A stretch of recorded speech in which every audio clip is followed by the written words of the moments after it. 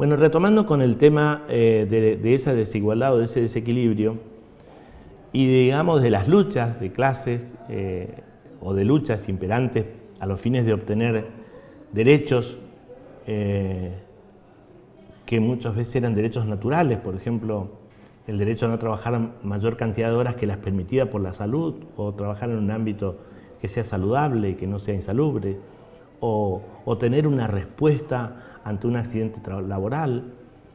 Esto generó y sembró y generó el nacimiento de una incipiente disciplina que se denominó derecho del trabajo. Este es un derecho que, si nosotros miramos o analizamos los conceptos que existían del derecho hasta ese momento y decíamos que el derecho positivo era el conjunto de normas vigentes de aplicación en espacio y tiempo y territorio, y que ese derecho positivo se podía dividir, a su vez subdividir en derecho público y privado, entendiendo que el derecho público es el conjunto de normas que regulan las relaciones de los individuos entre sí, de estos con el Estado, cuando el Estado actúa con la suma del poder público, es decir, en forma imperativa, cuando por ejemplo dicta el Código Penal, establece en el artículo, vamos a suponer 78, 79, el que matare a otro será reprimido con prisión o reclusión de 8 a 25 años. En ese concepto de 8 a 25 años, nosotros vemos que el Estado, si alguien mata o si alguien produce el hecho antecedente, es decir, hiere o mata, va a tener el hecho consecuente que va a ser la pena. De manera tal de que cuando nosotros hablamos de la imposición de una pena, estamos hablando del Estado con el ejercicio de la suma del poder público. ¿Esto qué quiere decir? Que no le preguntan al delincuente, al que produjo el hecho, si quiere ir o no, o quedar preso. El Estado viene, actúa, y eso formaría parte del derecho público, teniendo como vértice ese derecho público el derecho constitucional. Si nosotros tomamos el derecho privado, tomando como referencia que nosotros heredamos y tenemos el plexo normativo nuestro proviene del derecho romano, y en el derecho romano el derecho civil era la madre de todas las leyes del derecho privado, vamos a ver que el derecho privado se definiría como el conjunto de normas que se regulan las relaciones de estos entre sí y de estos con el Estado, pero cuando el Estado no actúa con esa suma del poder público. Vamos a poner un ejemplo que siempre he puesto en los distintos cursos. La municipalidad compra aire acondicionado para sus dependencias, pero después cuando el proveedor le viene a cobrar, la municipalidad dice: no, nosotros somos municipalidad, nosotros no pagamos porque estamos protegidos por el derecho. Ahí hay una relación de igualdad, en el otro hay una relación de subordinación. En el caso del derecho laboral, no participan ni de las características de una ni de otra, pero sumado a este tema, nosotros con los nuevos tiempos y los nuevos paradigmas, con el nuevo Código Civil y Comercial que se sancionó y se puso en vigencia en el 2015, con la Constitución del 94, que forma parte del vértice de la pirámide jurídica argentina, conjuntamente con el Pacto Federal, es decir, los tratados internacionales de rango constitucional, los 13 tratados que hemos firmado de derechos humanos, el derecho público y el derecho privado dejaron de ser tan público y tan privado. Ya hay una intervención, digamos, del Estado para tratar de igualar y hacer equivalente las relaciones de los ciudadanos entre sí. Porque evidentemente hay posiciones que son dominantes y hay posiciones que son dominadas. Y eso existe en forma marcada en el derecho laboral por las razones que le dije anteriormente. Es decir, cuando va un empleado a presentarse para trabajar, vamos a suponer una empresa multinacional, vamos a suponer una marca de auto, Chevrolet, Ford, no va y no habla con Don Ford, va y habla con el encargado de personal. No hay una relación intuito personal, sino hay un contrato de adhesión donde la empresa le dice: necesitamos alguien que pinte vehículos, y bueno, si uno tiene el oficio, pinta y acepta el contrato de acuerdo a las condiciones que le brinda la empresa. Es decir, es una relación diferente a la relación de dos personas que contratan en cualquier tipo de contrato civil. Este es un derecho nuevo, es un derecho dinámico que va evolucionando, y que participa de las características del derecho privado, pero participa también de las características del derecho público. Por eso muchos autores lo han definido al derecho laboral como un derecho cuya naturaleza jurídica es sui generis, es decir, es nueva. La composición es nueva porque en la actualidad todavía seguimos discutiendo proyectos de reforma, y cuando ustedes vean en el manual del alumno lo que hemos preparado para demostrarle cómo es la composición del derecho procesal laboral en todo el país, ustedes van a advertir que hay una parte que, por ejemplo, consagra el sistema oral, instancia única, otra parte implanta el sistema colegiado, otra parte establece un sistema escrito, escriturario, otras provincias adoptan la doble instancia, pero todas dentro de un marco de legalidad que es lo que permite este derecho nuevo. El derecho laboral y consecuentemente el derecho procesal laboral que lo aplica es un derecho de integración social porque sus principios contienen normas irrenunciables.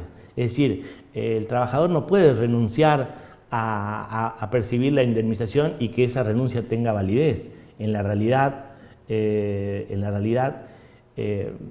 esa norma, si en todo caso existiera, de que por ejemplo le hicieran firmar un contrato a un trabajador donde el trabajador supuestamente manifiesta de que renuncia a percibir una indemnización, eso es nulo, de nulidad absoluta, porque esas normas son de carácter irrenunciable. Entonces, ¿por qué es irrenunciable? Porque si bien es cierto, a los empleadores el Estado no le dice qué empleado debe contratar, sí le dice, cuando contrata, ojo, usted contrate el que quiera, pero acá hay una norma de orden público. Usted contrate el que quiera, pero a esa norma de orden público le dice a usted cuál es el mínimo vital y móvil que le tiene que pagar a este trabajador. No es otro que el que establecemos nosotros. Eso está establecido por la ley, se llama salario mínimo vital y móvil, y eso lo habrán leído o lo habrán estudiado ustedes en derecho laboral. Es decir, allí no habría la posibilidad de decir, bueno, yo le pago porque nosotros contratamos lo que a mí me parece, él aceptó y están las voluntades, estamos de acuerdo como en cualquier contrato, o acaso el contrato común no es un acuerdo de voluntades, es un acuerdo de voluntades, pero acá está el orden público. Y el orden público permanece al acecho. ¿Qué quiere decir esto? ¿Cuándo se va a expresar nítidamente?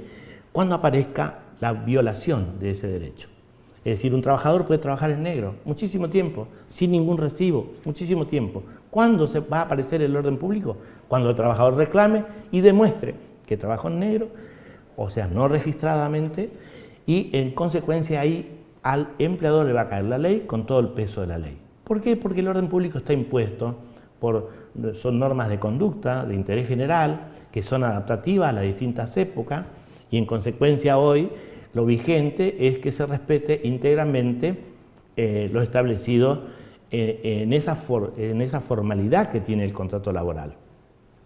Es un derecho profesional porque se ocupa del hecho del hombre, pero nada más y nada menos que por su trabajo.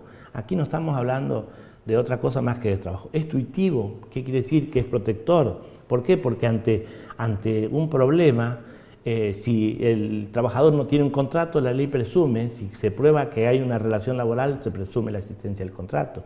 Es decir, hay presunciones de carácter legal, hay presunciones que permiten inferir la existencia del contrato. Es un derecho especial porque se implementan a través de esas normas específicas cuestiones de derecho laboral, independientemente de la existencia de normas civiles que puedan servir, en el caso que sirvan, de manera supletoria. Es autónomo, hoy por hoy el derecho laboral es autónomo y al ser autónomo adquiere una autonomía científica, una autonomía legislativa porque tiene sus propias leyes, didáctica porque le permite resolver a sí mismo los conflictos que se plantean en consecuencia. Obviamente que ningún derecho es independiente del otro. Cuando nosotros estudiamos derecho siempre tenemos que tener referencia que los derechos están conectados, no son compartimentos estancos. No es que estamos estudiando derecho del trabajo, derecho laboral es otra cosa. Tienen distinta naturaleza jurídica y tienen distinta connotación. Por eso es importante que ustedes, a la hora de resolver un conflicto, que es para lo que yo los estoy preparando, para que se presente alguien con un problema y ustedes puedan tratar ese problema y puedan resolver ese problema, primero, antes de resolverlo, puedan encasillarlo y determinar qué remedio es el que necesita ese conflicto, de qué manera vamos a encarar y dónde vamos a ir, a quién vamos a recurrir si necesitamos resolver ese problema. Porque de lo contrario, ustedes tendrían que decirle al cliente, bueno, mire, la verdad, yo esa bolilla no la estudié, véngase mañana, yo voy a ver cómo soluciono este problema, voy a leer esta noche, y ese cliente no va a venir más. No va a venir más por una lógica, porque le van a generar a ustedes mismos todo lo contrario a lo que es la seguridad, que es lo que pretende cualquier persona. Más cuando se trata de conflictos alimentarios, como son los conflictos de derecho laboral. Bueno, a propósito del derecho laboral, cuando al principio les he advertido de que resulta necesario y casi imprescindible saber derecho laboral para poder hablar de proceso, porque justamente vamos a hablar de proceso laboral. No vamos a hablar de proceso, de cualquier proceso, vamos a hablar de un proceso que va a vincular a un trabajador con otro trabajador, a un trabajador con una empresa, a una empresa con un gremio. Es decir, van a haber conflictos individuales, van a haber conflictos plurindividuales, van a haber conflictos colectivos, van a haber conflictos profesionales donde se va a nuclear, digamos, los trabajadores profesionalmente unidos a través de un gremio, una entidad sindical y una empresa o un conjunto de empresas y el Ministerio de Trabajo como autoridad de aplicación. Cuando nosotros, ¿por qué hablé al principio de un Estado federal y el dictado y de la autonomía de las provincias para dictar sus propios códigos? Porque cada provincia en nuestro país ha establecido el tipo de proceso. Nosotros, por ejemplo, en la provincia en Capital Federal se ha implementado un sistema que se denomina SECLO, que está en la unidad 2 de este programa, Servicio de Conciliación Obligatoria, que es un servicio al cual yo me voy a referir más adelante y que impide que se inicie una acción judicial sin antes pasar previamente por una solución alternativa al conflicto a través de una entidad administrativa, que es el Ministerio de Trabajo y Seguridad Social.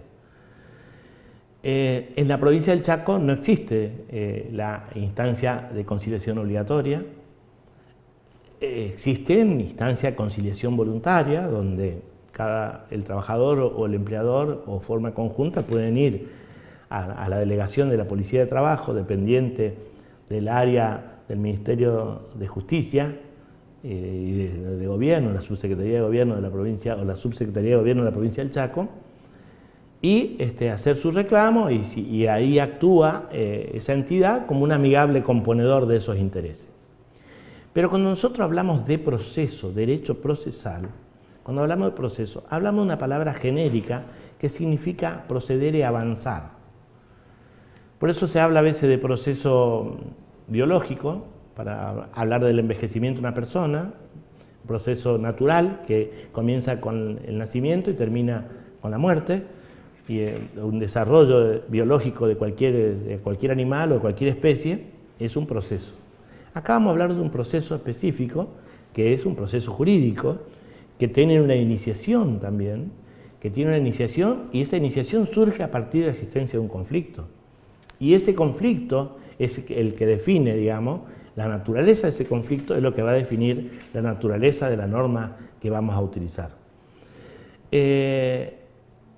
Sabemos perfectamente que en los estados modernos hay una prohibición de autodefensa y eso supone una ordenación adecuada que está en salvaguarda del interés general y también del particular para el mantenimiento de la legalidad. Nadie puede hacer justicia por mano propia, es decir, nosotros no estamos habilitados, de acuerdo a nuestro ordenamiento jurídico, a hacer una reclamación directa utilizando la fuerza o utilizando otras herramientas para hacer accesible la solución de aquel conflicto al que yo hice referencia.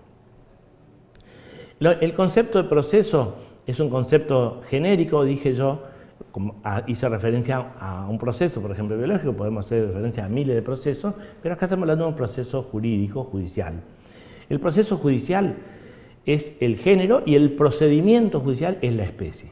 Cuando hablamos de la especie, procedimiento ya va a ser el procedimiento aplicado al caso concreto. Tenemos el problema, lo queremos encuadrar y tenemos que definir dónde lo vamos a ubicar.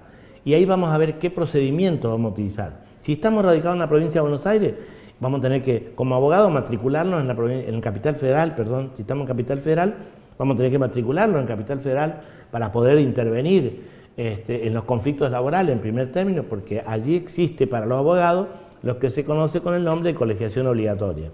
Es decir, acá no existe la colegiación obligatoria, pero sí también hay que estar matriculado, es decir, acá la matrícula la otorga el Superior Tribunal de Justicia de la provincia del Chaco.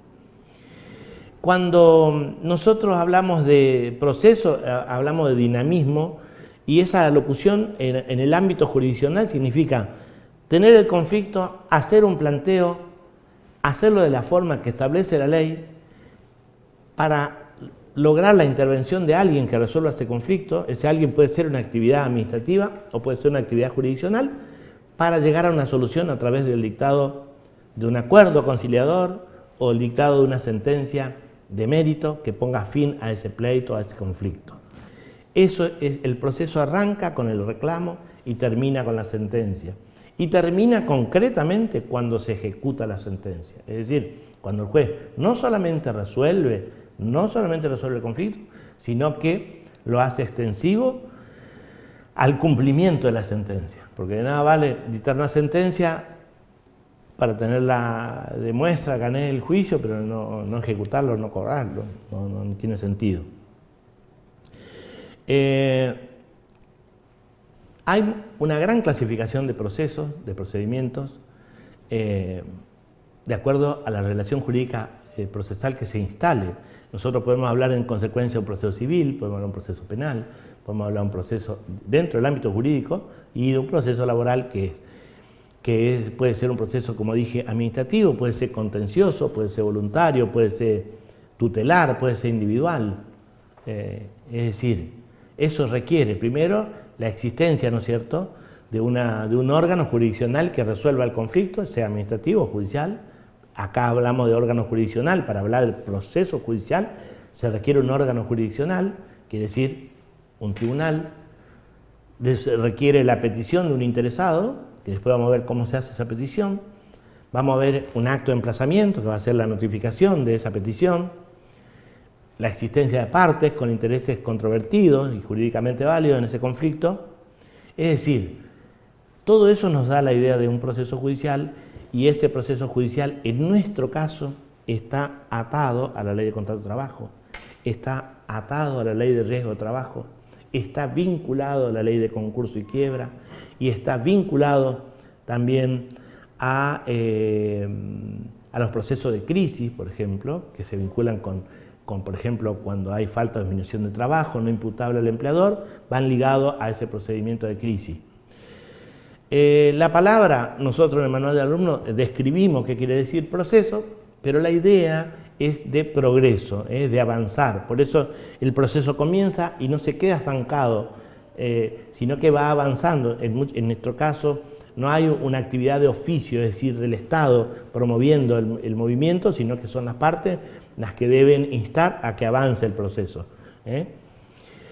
Si bien es cierto, la doctrina contemporánea hace una distinción entre proceso y procedimiento, la realidad es que hay una relación de proceso como relación o como situación, en principio de idea jurídica y directriz, y procedimiento como ya una realización plena, concreta y sucesiva de los actos jurídicos de un proceso. Cuando hablamos de proceso, decimos yo puedo decir un proceso judicial y hablo en abstracto, porque ustedes no saben de qué estoy hablando. Cuando yo quiero hablar de un procedimiento judicial, digo el caso tal contra tal, que tramitan tal juzgado, estoy haciendo referencia a un procedimiento judicial. Bueno, aquí daríamos las pautas iniciales de la primera unidad.